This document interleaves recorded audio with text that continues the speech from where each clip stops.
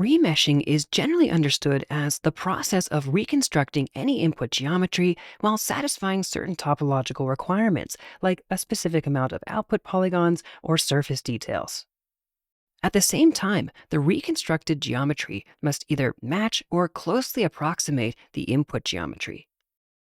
Additional texture data like normal maps can be generated in the process that can be used to authentically replicate the shading of the geometry, even when going from multiple millions of polygons down to a few thousand. Remeshing is a powerful technique that allows artists to retarget any kind of input geometry or discover new workflows as to how 3D assets can be created. But there are several reasons why remeshing has not been adopted as a standard workflow for 3D productions. The first reason is that the remeshing process can easily run for hours or even days and can require extreme amounts of memory. The second reason is that remeshing can only be used if the input mesh meets specific topological requirements. For instance, a clean topology without any degenerate polygons, or even more problematic, the geometry must be fully watertight, which is rarely the case for actual production assets. With InstaLOD, these problems have finally been solved, and remeshing is now an accessible tool for every artist. In this video, we're going to look at how to get started with InstaLOD's Remesher in a variety of different scenarios. In later videos, we're going to look at some other workflows like scan processing, as well as real-time ready kit bashing. Let's go ahead and get started. All right, so here we are in InstaLOD Studio, and the first thing I want to do is go and create a new profile. And I'm going to go ahead and select Remesh and then click Create Profile.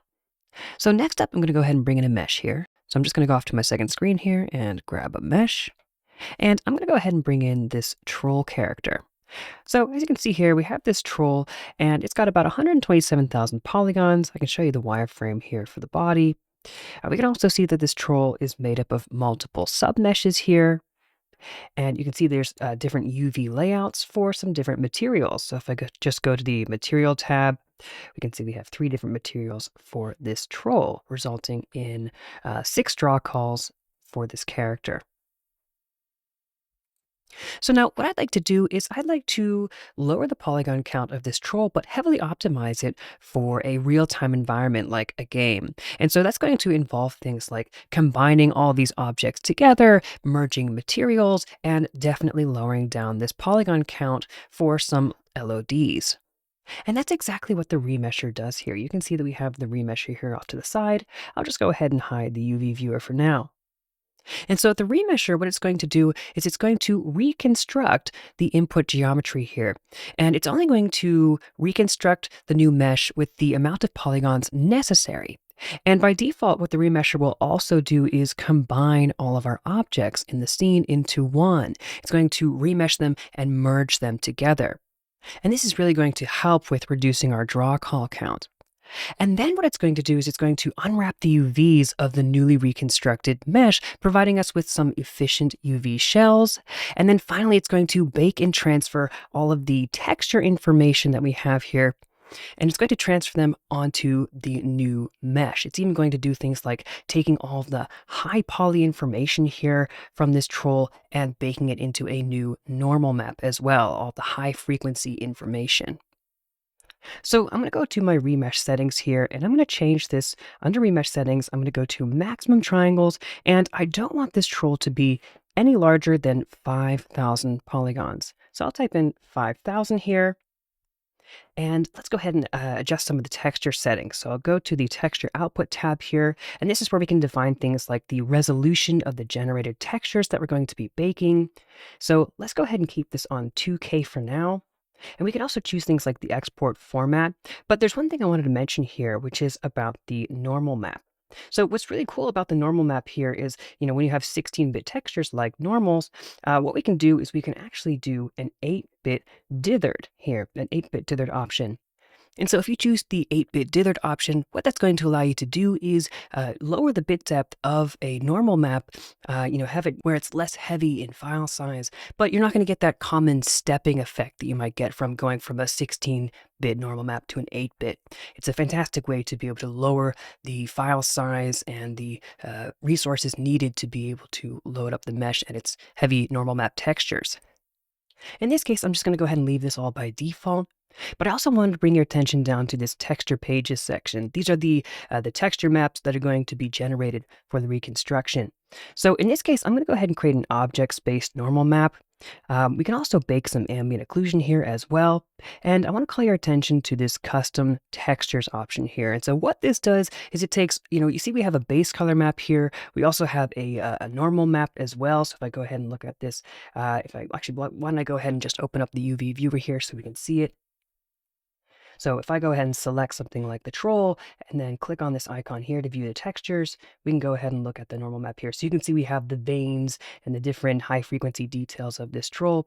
Because we have this information in our original mesh, in our scene, what we can do is make sure that we enable this custom textures option, and that's just going to transfer all of the previous texture information onto the newly reconstructed model. So if we go back here and I take a look at the resolution, I did mention that I have set this to 2K. But what's also interesting is you can see that we have super sampling here in the texture pages section as well. And so what this is going to do is it's actually going to multiply our chosen resolution here by a certain factor, in this case by 2. So what InstaLOD is going to do behind the scenes is it's going to bake out a 4K texture map behind the scenes, and then it's going to sample it down to 2K. So we get all that nice detail from a 4K texture bake, but it now samples it down into a much more lightweight 2K resolution texture map. And if we wanted to, start texturing the model once we've reconstructed it, we can also bake some really useful maps, such as the position, the curvature, the thickness, all that kind of stuff that we can use. So we could texture this in something like Instamat if we wanted to. So now that I've got all my settings set up, let's go ahead and hit start to begin the remeshing process.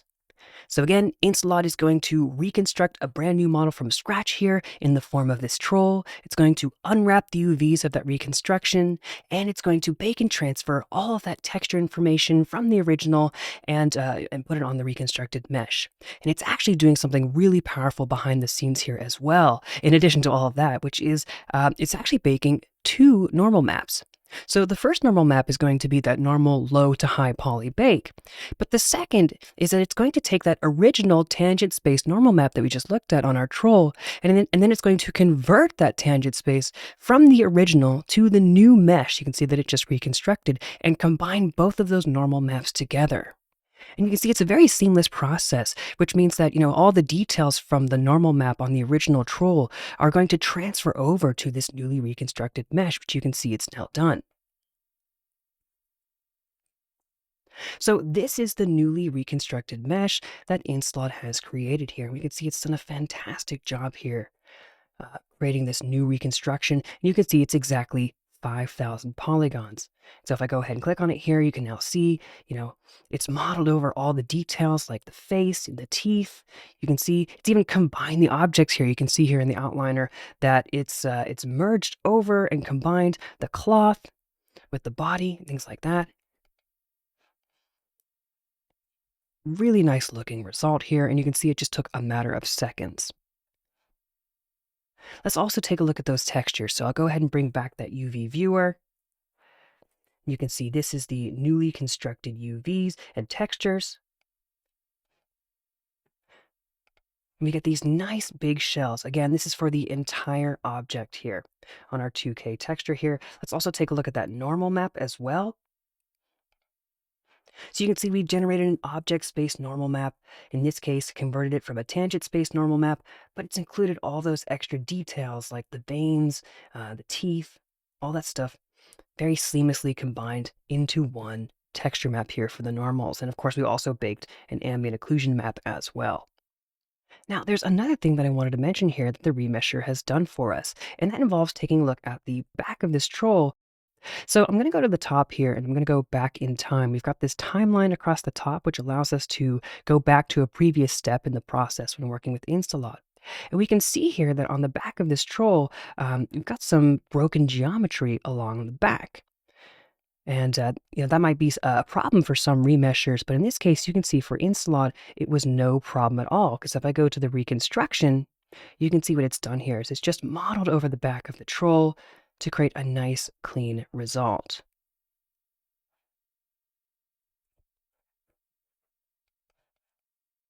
So you can see the remesher has done a fantastic job with this mesh.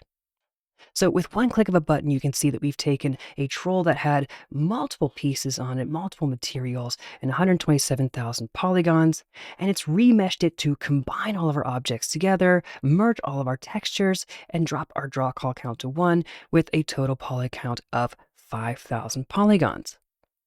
But one of the powerful aspects of InstaLOD is the ability to create a workflow that can be used to process large amounts of data with thousands of assets of all shapes and sizes.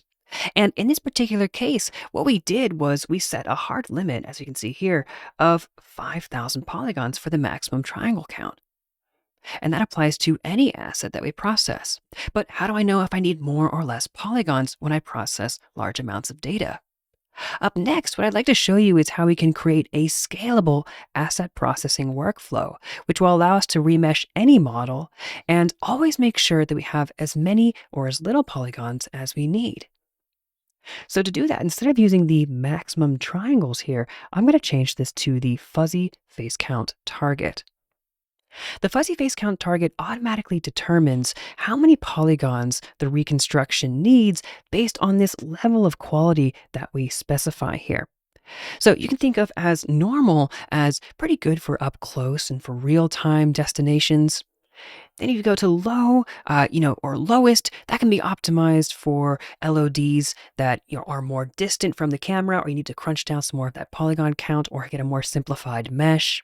And then for high or highest, this can be really helpful for offline rendering. You can do some really nice reconstructions for offline renders and get beautiful detail while also being able to optimize any polygons that are really unnecessary for that particular destination. Now, another parameter that I want to talk about is the surface construction resolution. And you can see it has a drop down very similar to the fuzzy face count target. And so the surface construction resolution tells InstaLOD how much information should be modeled out into the geometry versus how much should be put into that normal map. Again, here's the normal map that we had. In this case, it was an object space normal map, but you can see that we've modeled out those details into the textures instead of the actual geometry itself. So what we could do is we could lower or raise the resolution to determine how much InstaLOD's going to model. So if I set this to something like lower lowest, then the model is going to be much more simplified and more of that high frequency detailed information is going to go into that normal map. Or if I increase the resolution to high or highest, or very high, sorry, or extreme, then it's going to model out more details into that geometry that it reconstructs. Keep in mind that higher resolutions will increase the processing time during remeshing. So in this case for this troll, what I'm going to do is I'm going to set the fuzzy face count target down to something like lowest. I really want to crunch down this troll to get a really high LOD. And I'm also going to set the resolution down to low as well to get more simplified geometry as a result. And let's go ahead and see what it does here. So let's go back. I'll actually click unmodified here so we can see what the original troll looks like. And I'll just delete my timeline history. We could have also just pressed start right away, but let's just go ahead and do that now. Again, InstaLOD's going to reprocess this model, create a new reconstruction, unwrap the UVs, and bake those mesh maps. And take a look at this. This is my really far and distant LOD model. I probably never see it any closer than something like this. But we're now down to just over 1,000 polygons for this reconstruction. You can see this, the wireframe, because I set this down to something like low for the resolution, it's created much more simplistic geometry. But you can see it's baked all those high poly details, even the veins from the previous tangent space normal map into this new reconstruction. It looks absolutely stunning. And then again, we can see here on the back, all those details are really nicely preserved and it's continued to close the back of the troll. So let's go ahead and take a look at what the Remesher does if I set this to a few different settings. So let's go and reset this to a resolution of normal and a fuzzy face count target of normal. These are actually the default settings for the Remesher. So when you choose the Remesher as the mesh operation in InstaLOD Studio, by default, you're going to have a normal face count target and a normal resolution. And let's go ahead and reprocess this. And so you can see I can just hit start here instead of going back in the timeline. I can just go and say, let's reprocess the unmodified mesh, the one that we get directly on import. And very quickly here, we're going to get our remeshed result with our settings set to normal. And so again, you can see a beautiful reconstruction here. This is a brand new model that InstaLOD has constructed, and it's now about 14,500 polygons. Really stunning results here. You can see that seamless blend between the different meshes that were in the scene, the sub-meshes for the cloth. And again, 14,500 polygons down from the original model here, which was almost 128,000.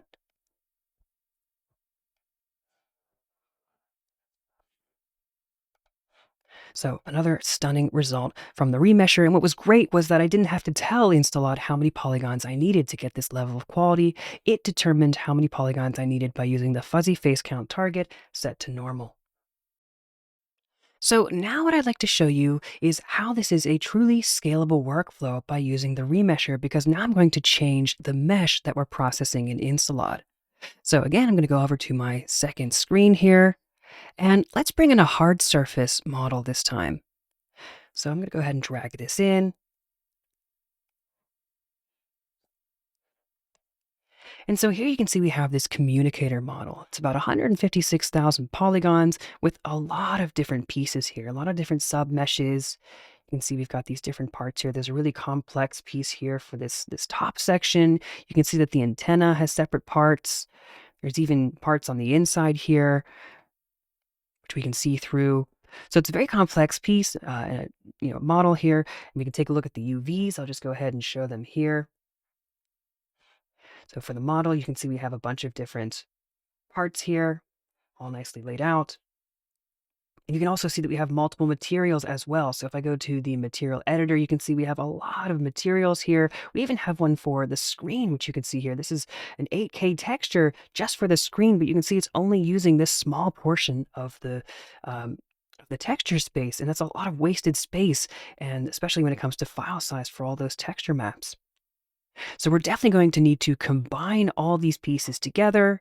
We definitely need to merge those materials as well, so we can reduce the draw call count and we can lower the polygon count here. And we can do all of that with the Remesher.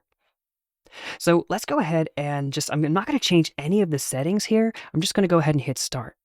We're using the same settings that we had set up for that initial troll mesh. And again, InstaLOD's going to reprocess this geometry, create a brand new version of this communicator from scratch, unwrap the UVs and bake mesh maps, and take a look at this gorgeous result from the Remesher. Absolutely stunning. It's now one model. See, it's connected all these pieces here. Remember the complex model that we had here at the top? This is all one piece still, but you can see a beautiful reconstruction with much more simplified geometry here. You see for that texture information there. The antenna is now one piece as well. And take a look what it did over here as well. You can see we're even seeing through the mesh, and it's modeled over this complex piece here in the back, which is great. Again, now this is one model, which means with one material resulting in one draw call. So we can go ahead and take a look at those materials. I can use the filter and just click on this, and you can see that we have one material for this entire model. And if I bring up the UVs, you can see what it's done here. It's actually used an organic algorithm to be able to process this. So you can see it's kind of been laid out in a more organic shape. But what we could do actually is we can go over to the mesh operation settings here, and I can change the way that the UVs are done here. I could say, let's change this to something like, hard surface axial. And because the Remesher is so fast, I can go ahead and hit start and just, reprocess the model. And it's going to remesh the model, but this time giving me more like what I would expect when working with a hard surface object for my UVs. And so now if I click on the model, you can see here, they have much bigger shells divided up for all the different pieces of this communicator. And again, you can see this screen is now fitting alongside, packed in with all those other materials as well. So it's a much more efficient use of texture space. So now what I'm going to do, I'm just going to go back and change this to auto again. But what I want to show you is how we can create a chain of LODs using the Remesher. I want to create maybe 4 or 3 different LODs with one profile here in InstaLOD Studio, taking advantage of the Remesher. So let's go ahead and do that. So what I'll do first off is let's go ahead and just rename this to LOD0. LOD0 is going to be our input mesh and no optimization is going to occur here. So I'm going to go and I'm going to choose optimize here in this case and just tell it to, give me 100% of the original triangle count. Basically, that means we're not going to do any optimization at all for LOD0. Then I'm going to add an entry. We'll call this LOD1, and we'll go back to the Remesher. And I'm going to go ahead and set this to a fuzzy face count target of high, because I still can get away with a few more polygons here. And I'm going to leave the resolution for the surface construction set to normal. Then for LOD2, let's just go ahead and we'll use the Remesher again. And this time I'm going to change the fuzzy face count target to normal, so just the default settings. Then for LOD3, we'll go ahead and lower this again. This time I'll use low. So really the only thing that's changing here is the fuzzy face count target for the Remesher, and it's going to determine how many polygons it needs for each of these reconstructions. It's still going to combine all of the meshes, and it's also going to merge all of the materials. So let's go ahead and hit start and see what it does. I'll use the unmodified mesh. Again, that's the high poly source mesh. So it's actually going to create 3 reconstructions here, and it's going to do it very quickly.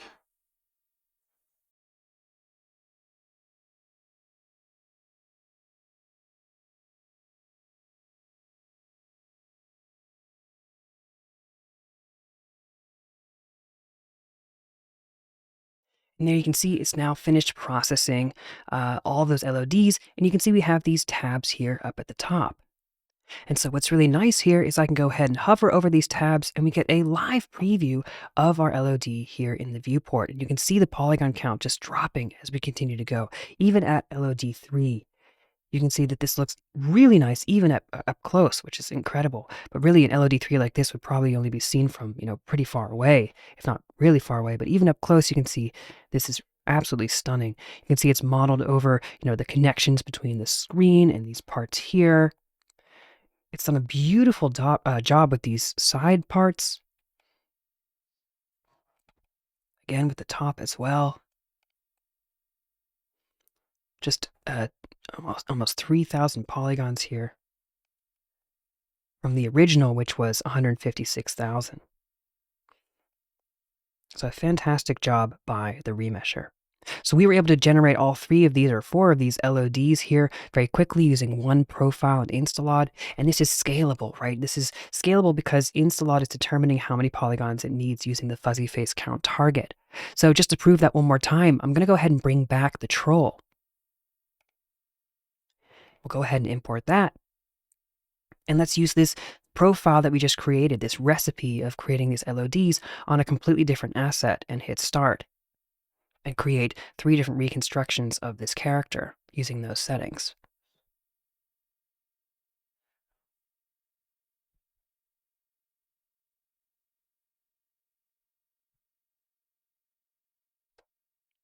And so there we go, very quickly. I can just go ahead and hover over these different LODs. You can see even at LOD3, right? A beautiful result.